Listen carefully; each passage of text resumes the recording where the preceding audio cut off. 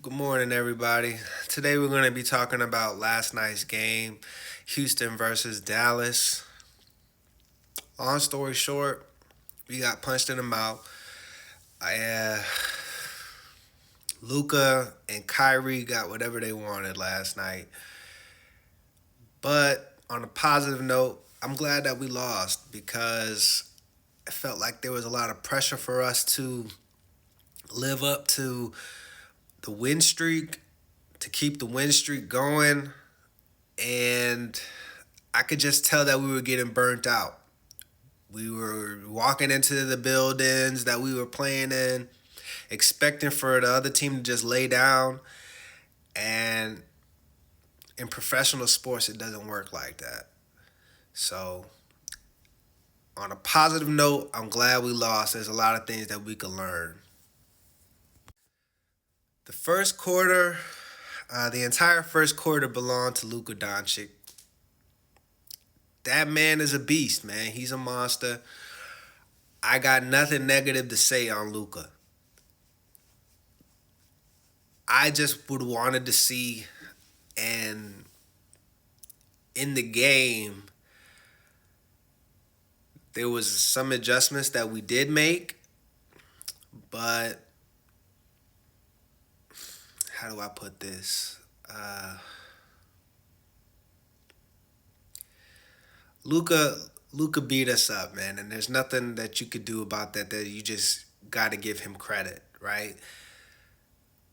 But when a three ball is falling for him, I would have wished that number one, we're deciding who's getting switched on to Luca. We could have, we could have made sure that Jock Landale wasn't getting picked apart the entire time, right?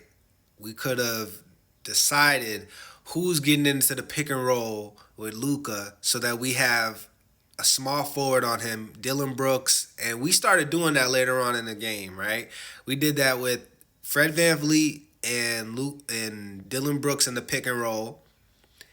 But we got to be able to make adjustments a lot faster, right? Because we can't wait until the game is over in order to start doing new things and trying to claw our way back into it, right? That's the story of two halves. We had a great second half, but the game was already over by the time the second half started. And I'm just being honest. I would have liked to see us I would have liked to see us stop Luca from shooting that three, guard the three-pointer, get him on the drive, and either trap down low or put both of our hands up and just made it hard for him to finish over a taller defender and stay down on the floor and don't go for that pump fake. Now, there was one or two times where he just got into the lane and he was able to finish over us. Hey, he's a superstar, right? But it was just getting embarrassing after a certain point, and honestly, I had to take the night because I was just so mad. I would have came on here and started saying wild stuff, man, and that's not in anybody's best interest. But we gotta watch film tomorrow, man, and just see how we can make adjustments faster. That's a challenge for the coaching staff. That's a challenge for the leaders on our team. We gotta be able to take and make adjustments a lot quicker. If that's the lesson that you get from today, make adjustments a lot quicker. We can't wait until the game is over until for us to make adjustments. You see that the Dallas Mavericks had a game plan for Jalen Green, right? And I'm not calling it out so that they can continue to do it, but this is what you're going to continue to see, Jalen Green, when you call that pick and roll and then you have the two people following you to where it's basically a double for you to it's basically a double so that you have to get off that ball. Teams are going to continue to do that until you find a way to beat it, right? So take today and watch film and see how you can beat that, right?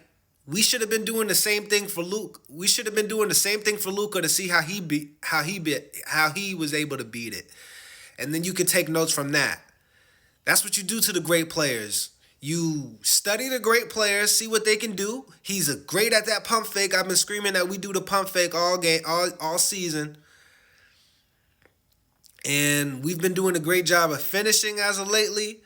But tonight it just got blown. Last night it got blown all the way up, right? Our winning streak, our confidence, everything just got thrown back in our face and we got punched in the mouth. So shout out to Dallas, because they did that, right? You can't take anything from them. Kyrie Irving is Kyrie Irving. He's going to eat regardless. But I wish that we, not even sending the double, but I just, man, like, if you see him make a 3 times down in a row, there's got to be something that we got to change, right? There's got to be somebody that steps up and say, nah, I'm going to guard him. And it just seemed that everybody was running away from Luka Doncic, and that's not how we win basketball games, man. We did a great job of winning against the teams that we should have beat and we could have beaten, but we don't do a good job of playing up to the competition, right? That team was a better team than us, and they came to play. They came with a mindset, we are going to end this team's hot streak, and they did. And we have to have a lot more heart. We got to have a lot more heart, and we got to be able to play and show that we can play with the best of them. When I used to play basketball, and this is nothing compared to the guys that are on our team, right? Because they play at a way higher level than I've ever played. I'm not going to say that. I'm not hating on nobody, right? But I used to get upset whenever we would get blown out because they're not, I would be saying to myself, they're not 20-plus points better than me. No. Nobody's 20-plus points better than me. And we just seemed that it was like, okay, we got punched in the mouth. We live to fight another day. That team, y'all are okay with them saying that we just 20-plus points better than them and just chop it up? Got to show more heart than that, y'all. We got to show more heart than that. Player of the game goes to Jabari Smith Jr., man. He was the only guy that seemed like he was kind of chipping away, getting his points up. I think he had 28 points to finish the game. Shout out to Jabari Smith Jr., man. He not going to quit, right? That guy got that chip on his shoulder, man, and he going to continue to fight, man, he's going to continue to fight and continue to dig and continue to challenge even the best of them. Shout out to Jabari. The next game we play against the Minnesota Timberwolves.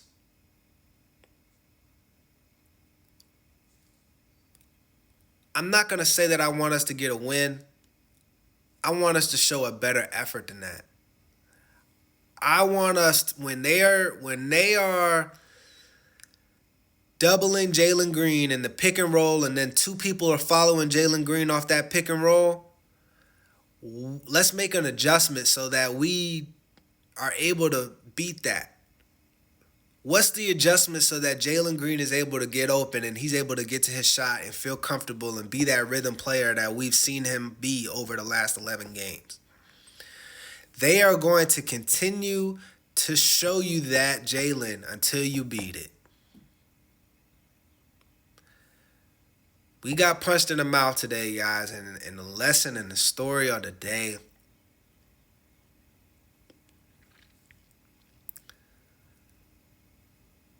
how long are we going to be just a mediocre team that plays great against the weaker competition but lays down when the stronger competition comes into the building? Got to show more heart. Got to be able to make adjustments faster, man. It's all about IQ. That's what we've been screaming the whole year. IQ, IQ, IQ, IQ, IQ. Somebody does the same thing 3 times in a row, we gotta be able to make an adjustment. Doesn't always necessarily require a timeout, but we gotta be able to make an adjustment, y'all. I can't wait to see us against the Timberwolves because they're gonna do the same thing that the Dallas Mavericks did. Let's do better, y'all.